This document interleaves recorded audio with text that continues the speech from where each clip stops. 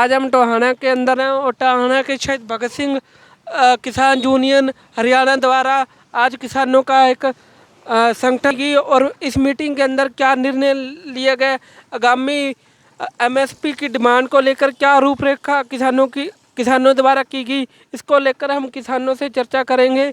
और किसान नेता धारसुल जी हमारे साथ हैं, तो आज हम सबसे पहले उनसे जानेंगे कि आगामी किसानों की रणनीति क्या है जी। जो ये बीजेपी सरकार है, ये चोर चोरी से जाए पर हेरा फेरी से ना जाए की चाल पे है।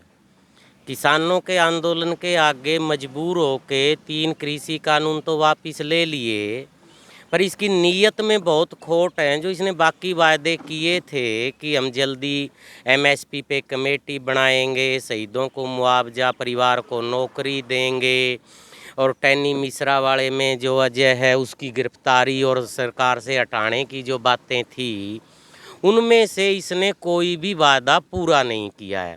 और आप बेशर्मी की हद देखो, टोहाना हल्के के 8 किसानों की हत्यारी है बीजेपी, और उन 8 किसानों की हत्यारी बीजेपी के घर किसानों के आंदोलन से मजबूर होके 5-5 लाख रुपए का मुआवजा देना पड़ा इसको। मुआवजा लेके संघ के और बीजेपी के आदमी, जो ना सरकार के नुमाइंदे हैं, ना एसडीएम है, ना तहसीलदार है, ना बीडीपीओ है, वो जाके उनको नगद पेमेंट दे रहे हैं। आप ये कहना चाहते हैं कि सरकार नहीं दे रही, बीजेपी के कार्यकर्ता दे रहे हैं। एक बहुत बड़ा इल्जाम ये बहुत बड़ा इल्जाम नहीं है, ये सच है, ये सच है। और वो देखो, आप बेशर्मी की हद देखो, वो जाके उनको नगद पैसे दे रहे हैं। हमें नहीं पता वो 5 लाख चढ़ाए जाएंगे, 10 लाख चढ़ाए जाएंगे कि 20 लाख चढ़ाए जाएंगे। प्रशासनिक तरीके से 1 नंबर के अंदर उसको चेक के थ्रू क्यों नहीं दे रहा है, और उसको प्रशासन क्यों नहीं दे रहा है? ये संघ के और बीजेपी के आदमी क्यों दे रहे हैं? कल वो 5 लाख के नीचे एक जीरो और लगा के 50 लाख के घोटाला नहीं करेंगे, हम कैसे मान लें? ये इन्होंने पहले अनेकों घोटाले कर रखे हैं। तो जो हत्यारा है, इस बीजेपी सरकार की नीतियों के कारण इतने किसान शहीद हुए। टोहाना के 8 किसानों की हत्यारी भी ये बीजेपी सरकार है। वो हत्यारा जाके आज 5 लाख की नगद सहायता दे के कह रहा है कि हम आपके लिए बहुत सहायता कर रहे हैं। वो यहाँ के एक्स एमएलए को फोन पे बात करवा रहे हैं परिवार की कि जी हमें खेद है, हम आपके दुख में शोक में शामिल नहीं हो पाए। अरे आप तो गोली मारने वाले हो, हत्यारे हो, आप क्या दुख में शामिल होगे? और हम अब आपकी मैक्सिमम सहायता कर रहे हैं, ये एक सहायता की रसद हमने दी है, हम और भी कोशिश करेंगे। मतलब किस तरह से ये हेरा फेरी करते हुए, जुल्म करते हुए गद्दारी पे उतरी हुई है। और देखिए, उन किसान को, उनके जब परिवारों को घर दे आए, उनके घर जो महिलाएं थी या छोटे बच्चे थे, उनको उस बात की जानकारी नहीं थी। एक किसान के शहीद में जो मुखिया मिले, उन्होंने तो साफ लेने से मना कर दिया, इनके मुंह पे सीधा तमाचा मारा है कि हम नहीं लेंगे। और बाकी किसानों के कमेटी के पास फोन आ रहे हैं कि आप बताओ हमें क्या करना है, और वो कह रहे हैं कि हम ये पैसे इनके हाथ से नहीं लेंगे, हम एसडीएम के पेश होंगे। तो वो कर रहे हैं जैसी उनकी इच्छा है, और अगर वो यहाँ मोर्चे से बात करेंगे तो हम उनके साथ हैं तन मन धन से। और लड़ाई सिर्फ 5 लाख के मुआवजे की नहीं है। आज पुतला दहन किया है, किसान आंदोलन का आह्वान है कि उन सबके परिवार से एक को नौकरी भी मिले। और ये बीजेपी वाले उनसे गद्दारी करवाना चाहते हैं, शहीद परिवारों को और किसान मोर्चे को आमने सामने करना चाहते हैं। ये किसी भी सूरत में स्वीकार नहीं किया जाएगा। जनता जागरूक है, वो इनकी चालों को समझते हैं।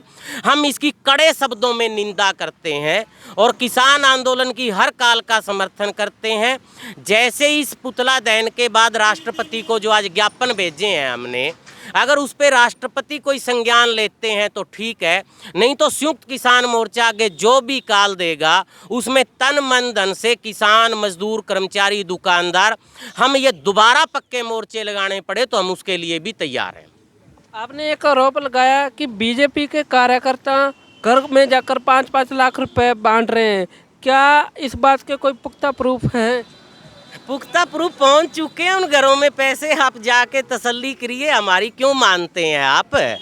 आप उन परिवारों से बात कीजिए जो नगद पे, एक तरफ मोदी सरकार ऑनलाइन का ढिंढोरा पीटती है, इसने नोटबंदी करके 3 लाख कंपनियां बंद करवा दी, छोटे छोटे जो काम थे सेल्फ रोजगार के, और ये उसके लिए गर्व महसूस करते हैं। प्रधानमंत्री का कितना बेहुदा और शर्मनाक बयान है कि हमने 3 लाख कंपनियों को ताले लगवा दिए, 3 करोड़ लोगों को बेरोजगार कर दिया और किसी से चूं तक नहीं करवाने दी, नहीं तो एक फैक्ट्री में ताला लगता है तो हड़ताल हो जाती है। वो इस बात पे गर्व कर रहे हैं कि हमने 3 करोड़ लोगों का रोजगार छीन लिया और हमने सब कुछ नोटबंदी करके ऑनलाइन कर दिया, अब कोई भी कैश में काम नहीं होगा। उसके बावजूद ये थूक के चाटने वाले लोग खुद ही बोलते हैं और खुद ही कैश पहुंचा रहे हैं। अब आप खुद अंदाजा लगाइए इससे, और उन परिवारों के भी इंटरव्यू लीजिए आप। हमसे अकेले से क्या, आप उसकी तह तक जाइए। हम तो ये कहते हैं, ये बात हम जो बोल रहे हैं वो सच्चाई है कि नहीं है, ये आप प्रशासन एसडीएम से बात कीजिए, ये सच्चाई है कि नहीं है। जहाँ के जो विधायक हैं और कैबिनेट के मंत्री देवेंद्र सिंह बबली हैं, उनका भी कोई रोल है इस पूरे हाथ में? जो उन परिवारों ने हमें बताया है उनका उन्होंने कोई जिक्र नहीं किया है। हमें इस बात का कोई संज्ञान नहीं है कि उनका रोल है कि नहीं है। हम उस बात को, हमारे पास जो बात आई किसान परिवारों से, उन्होंने बीजेपी के आदमियों का नाम लिया है और उन्होंने बराला से फ़ोन करवाने की बात कही है, उन्होंने नगद 5 लाख की बात कही है। और ये 5 लाख ही हैं कि कम ज़्यादा हैं, और नगद क्यों है, इस पे हमारा सख्त एतराज़ है। आगामी 5 राज्यों के अंदर विधानसभा के चुनाव हैं, तो उसको लेकर किसानों की क्या रूपरेखा है? किसानों को तो यह रूपरेखा है बस, जो कि भाजपा पार्टी है, पंजाब हो या यूपी हो, भाजपा को छोड़ करके और किसी भी पार्टी के वोट दे, वह इस भाजपा के ना दे, क्यों ये किसान हथियारी पार्टी है। और 700 किसानों की इनकी जान ली है, और 13 महीने बॉर्डरों पर रुके रहे लोग, और आज फिर वादा खिलाफी की है, जो कि एक एमएसपी पर था, कानून लागू नहीं किया, जो कि मोर्चे ने 5 आदमी की कमेटी बना दी थी। वह कमेटी पर अभी तक सरकार का कोई भी नुमाइंदा या कोई भी चीज़ कोई वह नहीं आई है। और जो अजय मिश्रा टैनी पर 120B का मुलजम है, अभी तक वो बर्खास्त नहीं होया, अभी भी सरकार में बनाया हुआ है।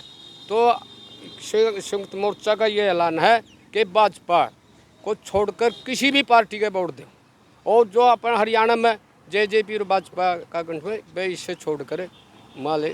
जेजेपी से एक बात और याद आई कि अभी हाल फिलहाल में जेजेपी के एक बड़े नेता का ट्वीट भी आया था कि आने वाले समय में जेजेपी और इनेलो एक हो जाएंगी, तो इसको लेकर आप क्या करना चाहते हैं? हम इसको लेके क्या कहेंगे, ये उनका अंदरूनी मामला है, वो एक होंगे नहीं होंगे ये उनकी राजनीति है, इस सवाल का जवाब वही देंगे। पर हमें ये पता है कि जेजेपी ने जनता को बेचा है, और जनता को उसी जिसका विरोध हमने बीजेपी का किया था और उसके खिलाफ हमने जेजेपी को जिताया था, जनता को उसे बीजेपी के पैरों के अंदर जाके डाला है। इसके लिए हम जेजेपी को बीजेपी के बराबर का ही दोषी मानते हैं, और उसके लिए जनता में कोई माफ़ी नहीं है। एक मामला और आता है किसानों को लेकर, वो है जीएसटी का। जैसे पेस्टिसाइड पर जीएसटी इन्होंने लगाया है, और हम देख रहे हैं कि फतेहाबाद के अंदर हाल फिलहाल के दिनों में खाद भी नहीं मिली, तो काफ़ी किसानों को तंगी का भी सामना करना पड़ा है। तो इसके बारे में आप क्या कहना चाहते हैं? जैसे जीएसटी से एक बर्डन आया किसानों पर। जी, आप जीएसटी को थोड़ा सा वाइडर करके और पीछे हट के देखिए, बहुत बड़ा मुद्दा है जो आपने प्रश्न किया, उसके लिए तो आपका धन्यवाद है। मैंने इसलिए किया कि किसानों ने अभी तक इस पर कुछ बोला नहीं है जीएसटी पर। अपने देश में जो देश का खजाना बढ़ता है 80% इनडायरेक्ट टैक्स से, अप्रत्यक्ष कर से बढ़ता है, जिसको आज के दिन जीएसटी कहते हैं। वो लिया गरीब आदमी पे ही जाता है। जो डायरेक्ट टैक्स होता है, प्रत्यक्ष कर होता है, वो अमीर से लिया जाता है, वो सिर्फ 20% ले रही है सरकार। खर्च उल्टा हो रहा है, जिससे 80% ले रही है उन पे 20% भी खर्च नहीं हो रहा है, और जिससे 20% ले रही है उसको देश का खजाना लुटा रही है, सारा देश उनको बेच रही है।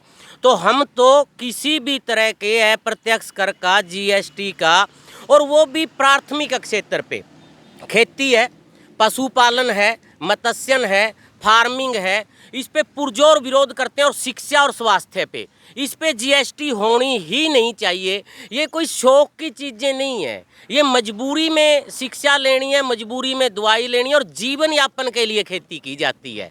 ये विलासिता की चीज़ें नहीं है। टैक्स वहाँ होता है जहाँ मौज मस्तियाँ होती हैं। आप लगाइए एसी पे टैक्स, आप लगाइए गाड़ियों पे टैक्स, आप लगाइए कमाई पे टैक्स, इनकम पे टैक्स, आप लगाइए अमीरों की प्रॉपर्टी पे टैक्स जो दे सकते हैं, जो जीवन यापन की किसी तरह रेंगते हुए अपना जीवन पार कर रहे हैं, उस पे जीएसटी, उसकी खाद पे जीएसटी, शर्म से डूब मरने की बात है ये। तो हम इसका पुरजोर विरोध करते हैं। और खाद मिल कहाँ रही है? उन्होंने बेच दी खाद सारी, इसीलिए आ नहीं रही है। वो मजबूर कर रहे हैं कि आप बाजार के हवाले हो, जैसे मर्जी करो। ये भी कृषि कानूनों में ही शामिल था कि सरकार इन चीज़ों में सुधार करे और गारंटी ले, और इसकी भी किसान मोर्चा मांग करता है। सर, आगामी रूपरेखा क्या होगी किसानों की? हमारा मोर्चा, किसान मोर्चा, जब तक किसान संयुक्त दिल्ली से मोर्चे जो फोन आएगा हम वही करेंगे। अगर किसान के साथ ऐसे चलता रहा तो हो सके हमारे को दोबारा से धरने देने पे तो पीछे नहीं हटेंगे। चाहे किसान का खून का कतरा भी चला जाएगा तो हमारे को दिक्कत नहीं है। सरकार के खिलाफ हम रहेंगे, चाहे बीजेपी सरकार हो चाहे जेजेपी सरकार हो। तो जेजेपी और बीजेपी और नेलो ये सब लोटे के हैं, एक लोटे में पानी डाल दो लोगों से हैं। ये कल को मिल जाएंगे दादा पोता, हमारे को इनसे क्या लेना? हमारे को किसान को, जब तक किसान की भूख, देखो 60 साल से किसान खेती कर रहा है, 60 साल से धरती माता को पार कर धरती अनाज पैदा कर रहा है। आज तक किसान को जागरूक होया तो इस साल 1921 में किसान पिछले साल से जागरूक होया है भाई तेरे पास इतनी ताकत है तो तू इतना अनाज पैदा कर रखा है। आज तक तेरे को ये भी नहीं पता था कि तेरे में ताकत कितनी है। ये सरकारें हमेशा किसान को लूटती आ रही है। अब किसान को जागरूक होया है, जब किसान जागरूक होया, किसान अपनी फसल आप खुद बेचेगा और सरकारी रेटों पे बेचेगा। सरकार नहीं चाहेगी तो हमारे को रास्ते बंद करने पड़े, चाहे सरकार को घेरना पड़े, फिर भी पीछे हम नहीं हटेंगे।